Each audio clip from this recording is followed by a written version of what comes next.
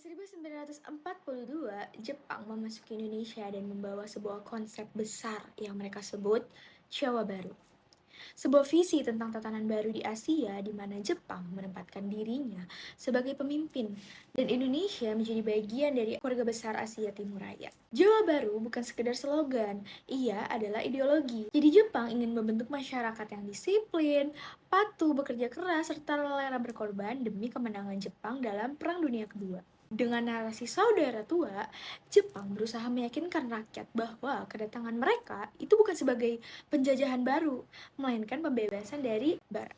Selanjutnya kita masuk di tujuan propaganda. Di balik semua itu, propaganda Jawa Baru memiliki tujuan yang sangat jelas. Mereka ingin menggalang dukungan rakyat Indonesia. Jadi Jepang membutuhkan tenaga sumber daya dan stabilitas politik untuk mempertahankan perang. Maka seluruh upaya propaganda diarahkan untuk membuat rakyat percaya bahwa membantu Jepang berarti juga membantu Asia untuk bangkit. Dengan cara ini, Jepang mencoba membangun loyalitas. Mereka ingin memastikan bahwa masyarakat itu tidak hanya tunduk secara politik, tetapi juga secara psikologis dan budaya.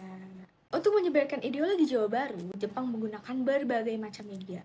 Yang paling kuat itu adalah media cetak. Jadi surat kabar seperti Asia Raya dan Cahaya menampilkan berita kemenangan Jepang. Jadi slogan-slogan seperti Asia untuk Asia serta ajakan kerja bakti dan kedisiplinan tidak dikritik, tidak ada suara lain.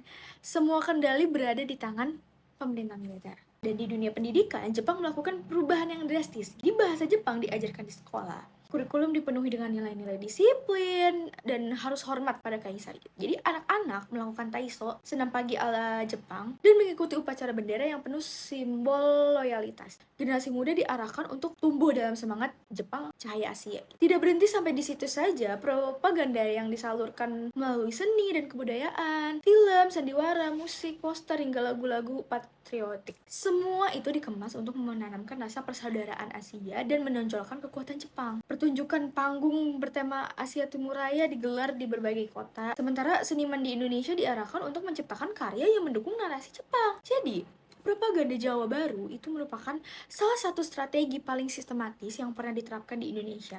Ia bukan hanya tentang pesan politik, tetapi upaya menyusun ulang bagaimana cara masyarakat berpikir, berperilaku, bahkan bermimpi. Meski hanya berlangsung singkat, jejak propaganda ini meninggalkan pelajaran yang penting bahwa kekuasaan tidak selalu bekerja melalui senjata, tetapi melalui pikiran dan budaya.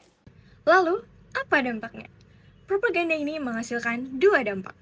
Dampak yang pertama adalah dampak positif, dampak yang tidak terduga-duga. Dengan melarangnya penggunaan bahasa Belanda dan mendorongnya penggunaan bahasa Melayu, yang nantinya menjadikan cikal bakal lahirnya bahasa Indonesia, menjadikan Jepang mendorong proses penyatuan identitas nasional melalui bahasa.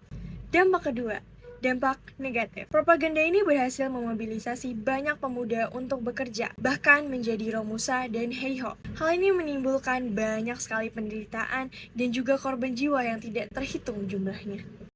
Isi dari majalah Jawa Baru itu sendiri yaitu untuk menyebarkan gagasan-gagasan utama seperti ideologi Asia Timur Raya, lalu citra Jepang sebagai saudara tua, dan juga kedatangan tentara Jepang yang dianggap membebaskan wilayah dari kolonialisme Barat. Majalah Jawa Baru ini diawasi langsung oleh Sendenbu atau Departemen Propaganda Jepang yang ada di Nusantara pada masa itu.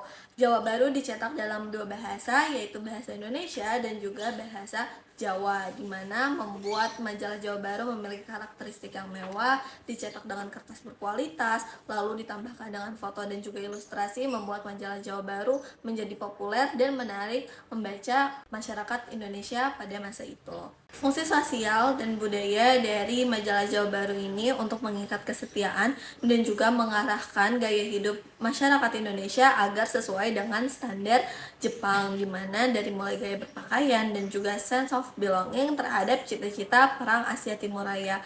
Pada akhirnya majalah Jawa Baru ini merupakan salah satu alat propaganda Jepang yang dianggap berhasil untuk masyarakat Indonesia.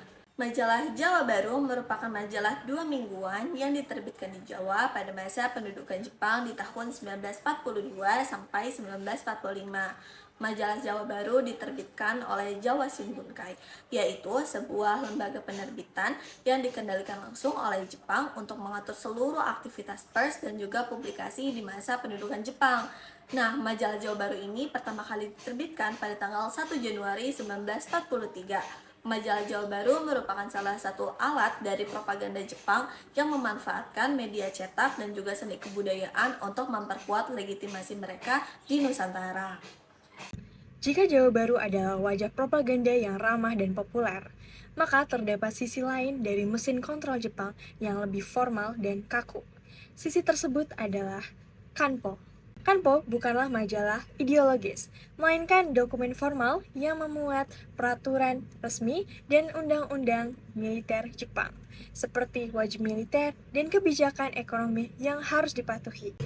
Kanpo menyampaikan perintah hukum yang kaku, sementara Jawa Baru bertindak sebagai humas, membungkus perintah tersebut dengan propaganda yang menarik, agar rakyat mau menerima dan mau menjalankan perintah tersebut.